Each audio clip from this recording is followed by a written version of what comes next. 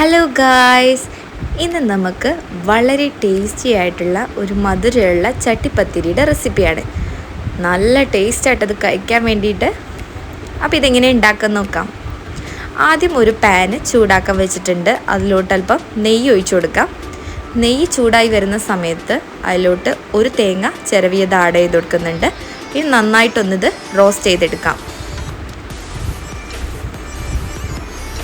അപ്പോൾ നമ്മൾ തേങ്ങ നന്നായിട്ടൊന്ന് റോസ്റ്റ് ചെയ്തെടുത്തിട്ടുണ്ട്. ഇനി നമുക്ക് ഒന്ന് മാറ്റി വയ്ക്കാം.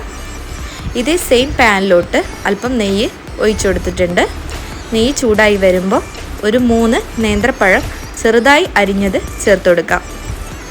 ഇനി ഈ പഴം നന്നായിട്ടൊന്ന് വറുത്തെടുക്കാം.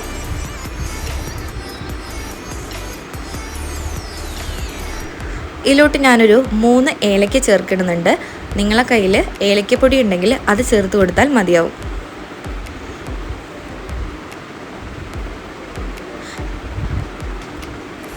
പിന്നീട് അതിലോട്ട് ആവശ്യത്തിന് പഞ്ചസാര ആഡ് ചെയ്ത് കൊടുക്കുന്നുണ്ട്.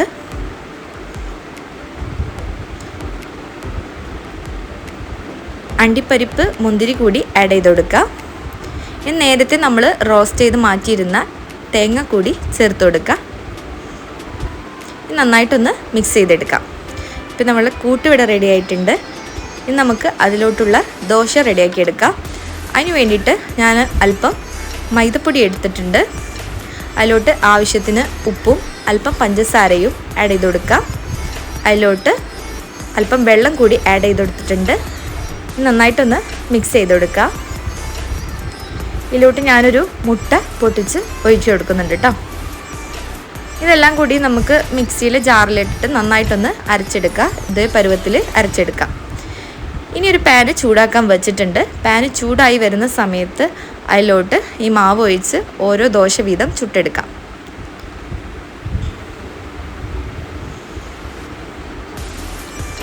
ഇതുപോലെ തന്നെ എല്ലാ ദോശയും നമ്മൾ ചെയ്തെടുക്കുന്നുണ്ട്. അതേ സമയം കൊണ്ട് ഒരു നോൺ സ്റ്റിക്ക് പാത്രം എടുത്തിട്ടുണ്ട്, അടി കട്ടിയുള്ള. അതിലോട്ട് അല്പം നെയ്യ് ഒഴിച്ചു കൊടുത്തിട്ടുണ്ട്. ചൂടായി വരുന്ന സമയത്ത് നമുക്ക് ഒരു 4 മുട്ട ഒരു ബൗളിലോട്ട് ഒഴിച്ചു കൊടുക്കാം. അതിലോട്ട് ആവശ്യത്തിന് പഞ്ചസാര ആഡ് ചെയ്ത് കൊടുക്കാം. നന്നായിട്ടൊന്ന് മിക്സ് ചെയ്യാം. നമ്മൾ നേരത്തെ ഉണ്ടാക്കി വെച്ചിട്ടുള്ള ദോശ എടുത്തിട്ട് ഓരോന്നായിട്ട് ആ പാനിലോട്ട് വെച്ച് കൊടുക്കുക. നേരത്തെ ഉണ്ടാക്കി വെച്ചിരുന്ന കൂട്ട് അതിൻ്റെ മേലെ വെച്ച് വീണ്ടും വീണ്ടും ദോശകൾ വെച്ച് കൊടുക്കാം.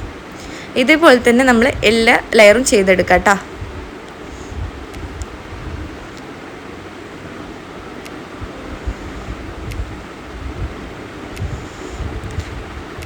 ഇപ്പം നമ്മൾ ഏതാണ്ടൊക്കെ എല്ലാ ലെയറും ചെയ്തെടുക്കുന്നുണ്ട്.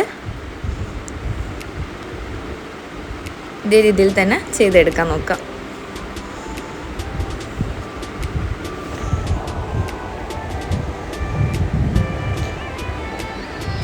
ഇപ്പോൾ എല്ലാ ലെയറും നമ്മൾ ചെയ്തെടുത്തിട്ടുണ്ട്. ബാക്കി വരുന്ന ബാറ്റർ ഇതിൻ്റെ മുകളിലായിട്ട് ഒഴിച്ചു കൊടുക്കട്ടോ. ശേഷം അല്പം അണ്ടിപ്പരിപ്പ് നമുക്കിതിൻ്റെ മേലെ വെച്ച് കൊടുക്കാവുന്നതാണ്.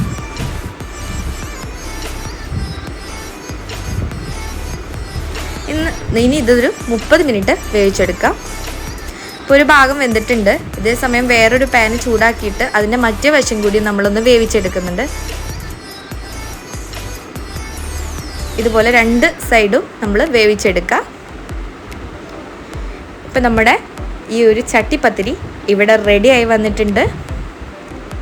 നമുക്ക് നല്ല ടേസ്റ്റാണ്. എല്ലാവർക്കും ഒരുപോലെ ഇഷ്ടപ്പെടുന്നതാണ്. കണ്ടോ, നല്ല ലെയർഡായിട്ട് വന്നിട്ടുണ്ട്. നല്ല ടേസ്റ്റാണ് കേട്ടോ. അപ്പോൾ എല്ലാവരും ഇതൊന്ന് ട്രൈ ചെയ്ത് നോക്കാം.